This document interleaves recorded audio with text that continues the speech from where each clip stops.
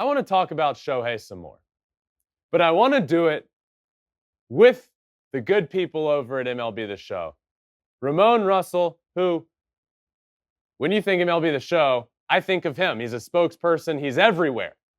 He's everywhere for MLB the Show, and he knows a lot more about this than I do. So I'm really, really excited to bring him in. And before I do, I talked about it off the top of the show. This episode is really, really special for me. It is a colliding of all of my worlds, and it is so cool for PlayStation to trust us with this. Ramone's going to talk about some stuff that has never been revealed before. He's going to talk about a lot of the behind-the-scenes stuff.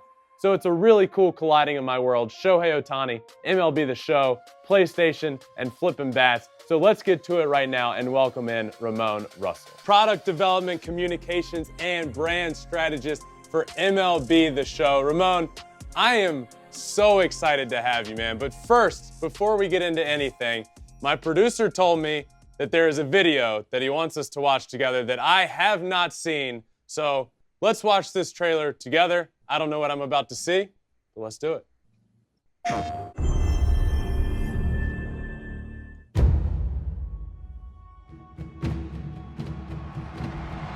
really is nobody like him.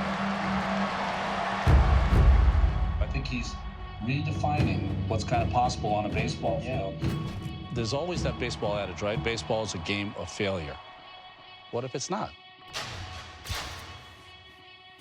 If Shohei Ohtani was pitching in the video game against Shohei Ohtani, the hitter, who do you think would win that battle? Shohei Ohtani could be one of the greatest players of his generation. The guy's an incredible talent. This is a once-in-a-century thing that we're seeing. This guy's inhuman. I mean, really, he's incredible. The only comparable to him in the history of the sport is Ruth. It has been said, the man at the top of the mountain did not fall there.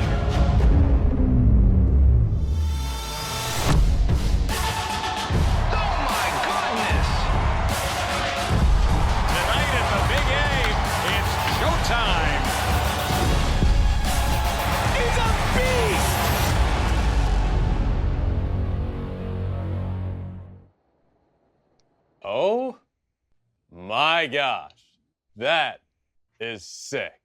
That's incredible. Well, MLB The Show 22 coming soon, April 5th, early access April 1st. Ramone, thanks for coming on, man. How are you doing? Thanks for joining me. I'm doing lovely. Thank you for having me. Of course. So I'm excited for this year for a lot of reasons, but one, it's coming to a new console. Is that correct? That's correct. For the first time ever, we will be on Nintendo Switch, so you can take your MLB The Show experience on the road. The Nintendo Switch. So PlayStation platforms, Xbox, Nintendo Switch, that is gonna be sick. And you can play cross-platform, correct? Yeah, so we have cross-platform play, cross-progression, and cross-saves. You know, it was really important to us to have this full ecosystem. So a lot of people own multiple consoles. So now, if you're at home and you own an Xbox and or PlayStation and you're playing Road to the Show, you can save your progress, pick up your Switch, and then continue that progress on the road. That's incredible. Ramone, I don't know how much you know about Flippin Bats, but a couple of things around here. I am a huge fan of MLB The Show. I stream it on Twitch, and we are huge fans of Shohei Ohtani. I have my own segment. I talk about him all the time, and this year seems to be a colliding of my world. Shohei Ohtani is going to be on the cover of MLB The Show 22, and I wanted to ask you about that. How does that process come about? Because it seems like more and more it's becoming a huge deal.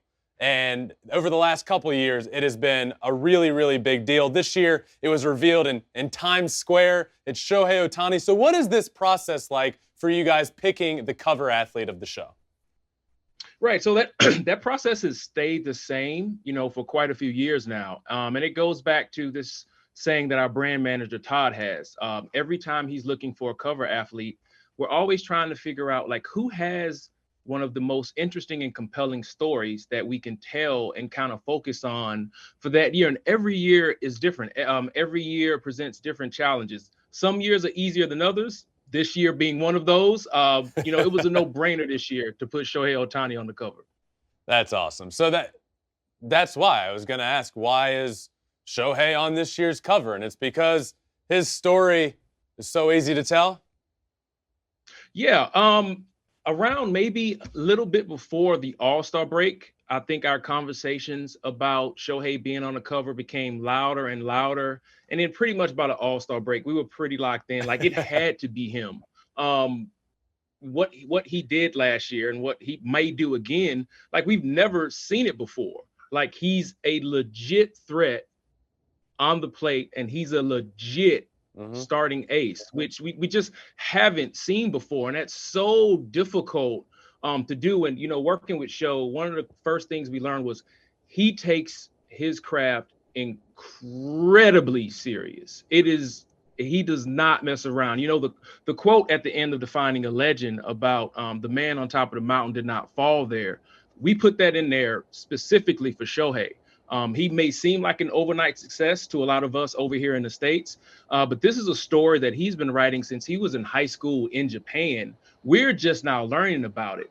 But make no mistake, this has been his goal and his dream, and he's worked very, very hard at it for like the last 10 or 15 years.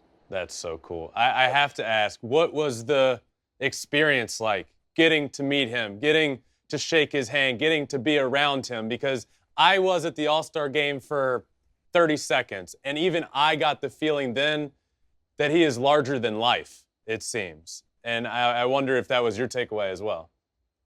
Oh, absolutely. He's incredibly nice, very, very humble. He's a little shy, but when he puts on a uniform, he's not, as we all see, because, you know, he took 46 baseballs over the fence last year. It was just fantastic to work with him. And he hasn't done, you know, a ton of commercial shoots and stuff yet. Like, so it was really awesome for us, like, to be that first big shoot for him. And he just had a blast. He was so amazing to work with, and he just wanted to go work out. Like, when it was all over, he was like, "Where's the gym so I can go work out?" That's awesome. So I wonder, you said even before the All-Star break, it kind of became like, who else would it be? It's got to be him. And I feel like everybody on social media and anybody in the MLB the Show community, we had a feeling. I mean, who else is it going to be? But a lot of people like to take to social media to ask you guys those things. And in years past, in years where it's not so obvious, how often do you guys focus to what people are saying on social media and take into mind what the community wants and is looking for? I mean, we try to listen, you know, to all valuable feedback and apply it where we can. You know, some things are easier than others, other things we can apply. So it all depends. You know, with Shohei this year and him being on the cover, he wasn't the only one who was having an amazing year. Yeah. You know, there's this guy named Vlad Jr. in Toronto who is just a stud and put up insane numbers. And what took the MVP away from Vlad was seeing something that we haven't seen in over 100 years, was someone doing it on both sides of the plate. Yeah, tough year for him to almost go out and win a Triple Crown for sure, because even if he wanted it, he wasn't getting the MVP this year. So I want to talk about this collector's edition that you guys did. The MVP edition of this game is incredible, in my opinion. And last week I came out with my top 5 video game covers, baseball video game covers in history, and that was number 1. MLB The Show was on there like 3 or 4 times, by the way. But this one is number 1 in my opinion. All joking aside, I think this cover, especially the MVP edition, is the coolest cover that I have ever seen. And what went into this? It is unique. It is extremely unique. What went into the thought process behind this year's MVP edition cover? Right. So after we decided Shohei was going to be on the cover and we started brainstorming ideas for the collector's edition, like, again, you know, it always goes back to, you know, telling a story.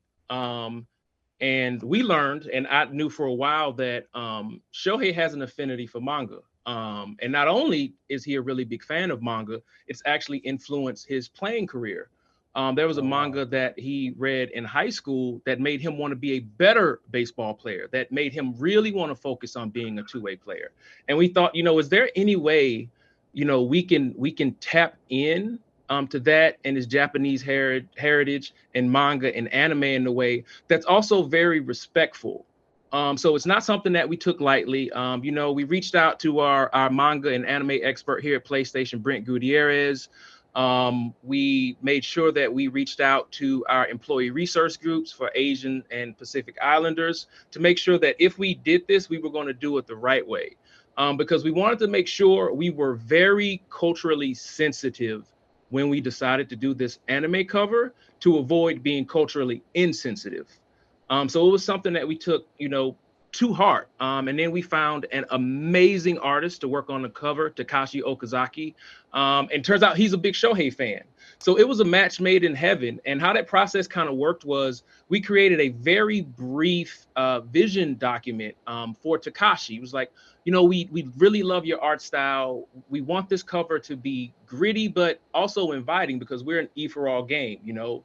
We can't go too far on the gritty side, but we don't want it to look like a cartoon necessarily. Right. But the main focus with the cover was, how do we tell the duality of Shohei being a two-way player? And then we just let him run. And we spent about, you know, 4 or 5 months working on the cover, had a lot of different iterations. And, you know, what everybody saw last week is what we landed on. And Takashi just did a fantastic job of just capturing the duality of Shohei being a two-way player and making him look bigger than life, like a manga superhero or an anime superhero. And we were very excited how it all came out. Well, we have a video of Shohei seeing it for the first time, and I want to show that video right now. ちょっとサプライズがあります。ちょっとこう持ってください。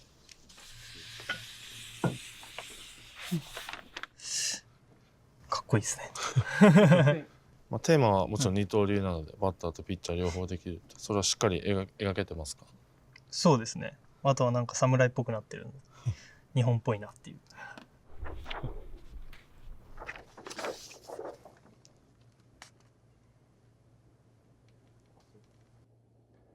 How cool is it for you guys to see that? I mean, even me hearing him say, "This is super cool." It was cool for me to see, and you guys have been working on this for so long. How awesome is that to see? It was fantastic. We knew that his representation had already approved it, but he hadn't seen the final version. And when he saw it, he just lit up like a Christmas tree. He was like, "This is amazing!" Like, so it made all that hard work that Takashi and everybody did so worth it. So you said anime and manga helped him fall in love even more with the game of baseball? Yeah, when he was in high school, there's a manga called Major that he read, and it follows the career of a baseball player. And that manga, like, really, it just did something, like something clicked in him, and it was just like an extra boost of nitrous oxide that made him even want to be a better baseball player. And so once we read that, it was like, let's tap into that. Like, how do we tap into that? And luckily, I think we did. How did you guys end up finding Takashi? I mean, it just seems like the perfect match made in heaven. You said he loves Shohei. I mean, at this point, who doesn't love Shohei? Let's be honest. But how did this come about? I mean, he's clearly incredibly talented and already loves Shohei, clearly knows enough about baseball. How did this relationship come about? Well, Takashi already has a relationship with PlayStation, so it was just a match made in heaven. When we reached out to him and broached the idea, he was like, "Yeah, I'll clear my schedule. I want to do this." And we were like, "Okay, all right, I guess we're doing this." That's awesome. So, I mean, and it really looks like, at least from my perspective, was this a big factor for you guys? It looks like when I look at the art behind it, it looks like it really encompasses everything about Shohei's game. I mean, there's a bat that looks like it's in the spot of a samurai sword. I'm assuming that was certainly part of this for all of you guys and part of the thought process. But was that something you wanted for this cover to encompass almost his full game? Absolutely. You know, the duality of him being a pitcher and a hitter, like that was the main thing that we wanted Takashi to capture. That's why he's on the cover with a bat and the ball, and they're both in flames. And that's really signifying he doesn't just do these things, he does them well. Like, the Angels are always going to try to win every single game that they can, just like any other team is going to win every single game that they can. So if he's on the mound, everybody's confident that he's going to go out there and perform incredibly well. Same thing with him hitting.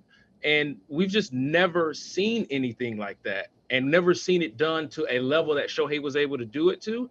So that's why we was like, we can't just have him on the cover, like looking like a normal human, because what he's doing in real life is superhuman. So let's make him look superhuman on the collector's edition cover. I mean, that's a great point. I really don't even know if he is human. I've had, Ramone, a lot of MLB All-Stars on this show, Hall of Famers on this show, and I make a point to ask all of them about Shohei Ohtani. And by and large, everybody basically says he's not human. He's like, I've never seen anything like it. And I haven't ever seen anything like it. I've never seen anything like this cover. And I really do believe it's perfect. Where does this cover, be honest, where does this cover rank for you amongst covers that you have worked on? Oh, this is number one. It's number one.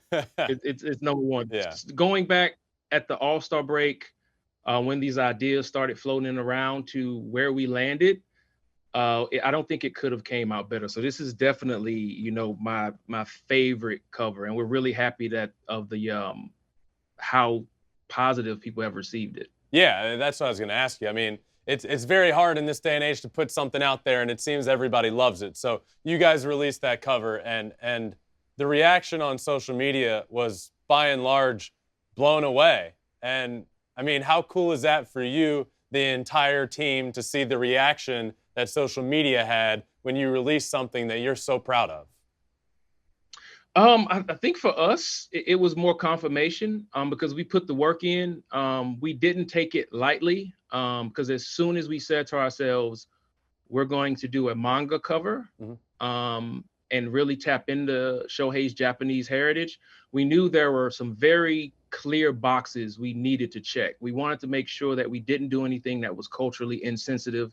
So immediately, you know, we got on the phone with our Asian employee research group and shot everything all the way up to the top of the company to make sure that many individuals got their eyes on what we were thinking and the different revisions, to make sure everything seemed not only awesome, but also very appropriate, because you can do something that looks amazing, but can turn out to be inappropriate. And that was something that we wanted to avoid, and we think we accomplished that goal. Definitely accomplished it. But one thing that I thought last year you guys did that was really cool for the cover, for the MVP edition, you had Jackie Robinson on it. And for every copy of that edition that was sold last year, you donated $1 to the Jackie Robinson Foundation.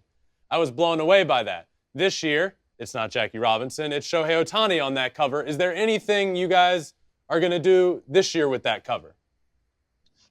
Yes, there is. So I'll step back a little bit. When we announced that we were going to be donating $1 for every collector's edition sold of MLB the Show 21 to the Jackie Robinson Foundation, we didn't tell anybody what that was for. So now we can. Those donations were used to create Jackie Robinson Foundation MLB the Show scholarships. So there will be a handful of high school seniors who are graduating right now who have already applied for this scholarship. They'll be selected by the JRF in the coming months, and they'll be starting college later on in the fall.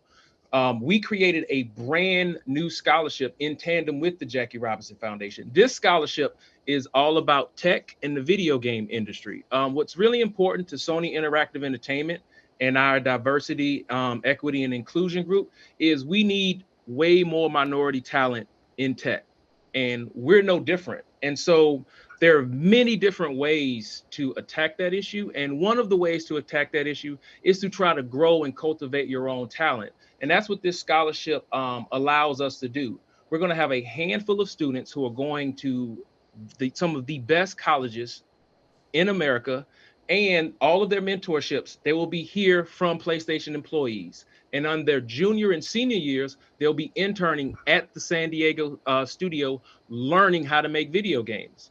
And it runs the gamut. Like, somebody might be majoring in game design. They may be looking at production, marketing, public relations.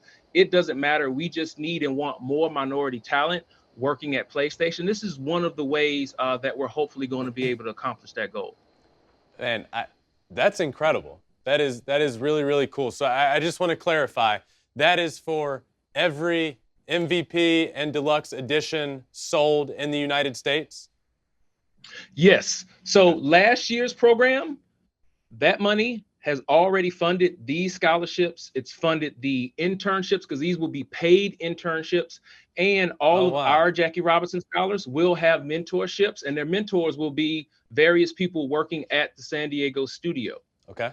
That's truly incredible. And I really do feel like, I was actually talking to my producer about this before you came on. I feel like you guys do an incredible job with, one, advancing the game of baseball, like the actual game of Major League Baseball. I feel like everything you guys do with prospect cards and all the different cards you do really helps propel the game of baseball, so that when you see those guys on the field, you're like, I know those guys. That's really cool. And I feel like you guys have year in and year out done such a good job with that. And hearing you say that, it just really got me to thinking, like, this goes so far beyond a video game. And I hope the people at home understand this, that you're changing the game of baseball, and now you're changing people's lives. And I really think that's pretty cool. And it's awesome to see you guys take this from a video game and make a difference in the real world and people's lives. And was that kind of your thought process behind doing all this? Well, I mean, it wasn't necessarily my thought process. It was the entire diversity, equity, and inclusion leadership here at Sony Interactive Entertainment. And we just looked at, there are so many avenues to attack the problem of there not being enough minority talent in tech. And for us specifically in MLB the Show, Todd Liss, who's our brand manager, he had the ideas like, what if we donated $1 for every collector's edition we sold, and it went to the Jackie Robinson Foundation? And then once we brought that to the leadership at PlayStation, Tiffany Hester said, let's go one further. Can we create a new scholarship that specifies on people of color and the video game industry and technology? And the Jackie Robinson Foundation was like, of course. So we spent the last year figuring out what that program is. And we're so happy for everybody who supported it, because in the fall, there are going to be a handful of brand new JRF scholars who are going to college to pursue a degree in tech and most importantly, in the video game industry.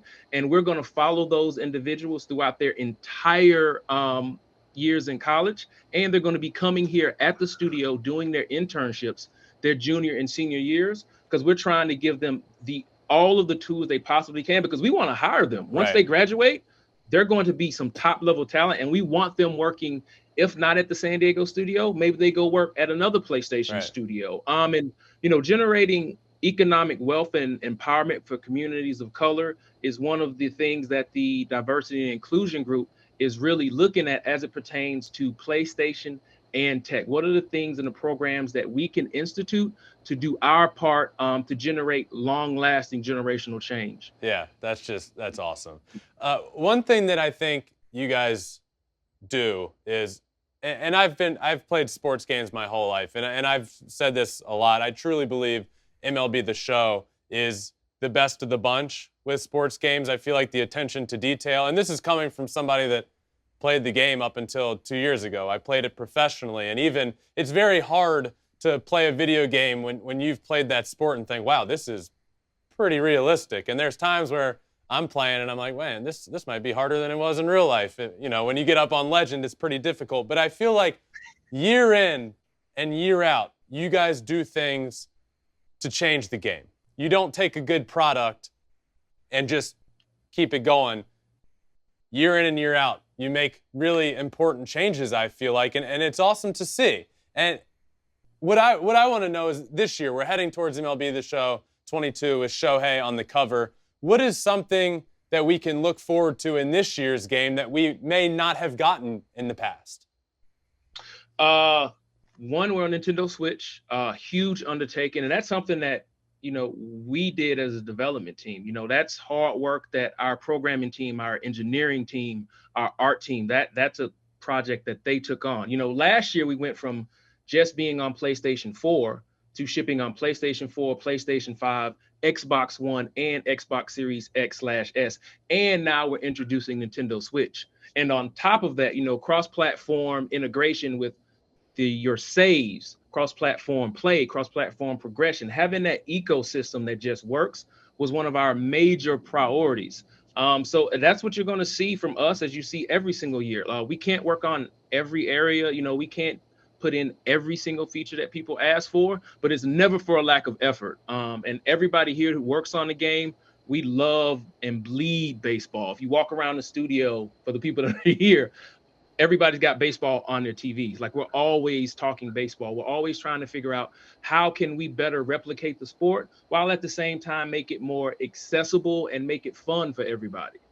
That's awesome. How are you, without obviously saying too much, how are you going to feature Shohei in this year's game? I know, first off, this is kind of the first year where I feel like he deserved a card that was the best of the best on both sides. But it kind of seemed like it was a little bit of a process trying to figure out how to implement him in this game, because he's a cheat code. He's a cheat code in real life, and he would be a cheat code in the video game. Are you going to be able this coming year to have him in your rotation and in your lineup as well? Finally, yes. And that just goes back to just how transcendent of an athlete Shohei is.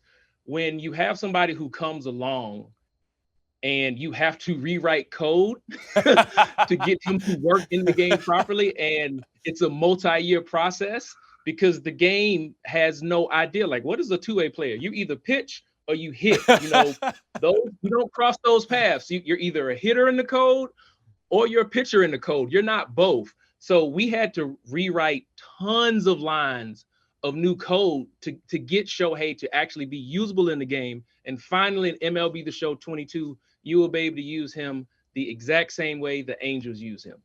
Oh, I am super excited for that. Ramone, how much would you say of MLB the Show that you play? Oh, let's see. We work on this game all year. I play the most between right now and maybe a month or two after launch. Right now, everybody's playing the game a lot because we're about to start announcing features. We want to make sure everything works right. And then once the game releases, you know, I want to play along with everybody else, seeing what people are liking, what they're disliking. And then shortly after, we have to start brainstorming ideas for the next game. We got to get you on Twitch, man. We got to play against each other. I don't know when that matchup's going to first come, but we got to have a head-to-head matchup at some point. All right, we'll definitely make that happen.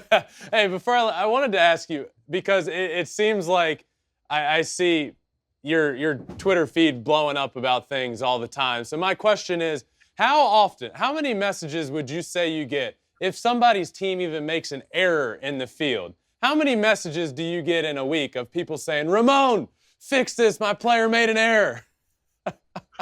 It's a lot. At launch, it's pretty insane and intense. And then around World Series, it's pretty insane and intense, but it never really slows down. But the January through, I want to say, the summer, my inbox is just full of messages. Oh, that's great. Hey, you said you guys are getting ready to roll out some of the new features and all that stuff. When can we expect some of those announcements? Ooh, in the next week or so. Okay. Awesome. Perfect. Well, hey, I just wanted to, thank you for coming on, but everybody at San Diego Studios, at Sony, at PlayStation, thank you for making a difference in the game that I love the most, and making a difference in it actually on the field, and gives me something to play, and for this year, showcasing Shohei Ohtani in an incredible way. So thank you, for joining me, and thank you to your entire team for doing something really, really cool. Thank you so much, Ben. I'll let everybody know. We really appreciate it. Of course. All right, come back on anytime, man. Maybe we can get you back on around launch or at some point throughout the year. But thanks again for joining me, man, and I'll see you next time. Thanks for watching. If you love flipping bats, swinging 3-0, or just talking ball, join us. Call us at 213-537-9339 with your questions. We have a weekly guest, and we have a lot of fun, so hit that subscribe button.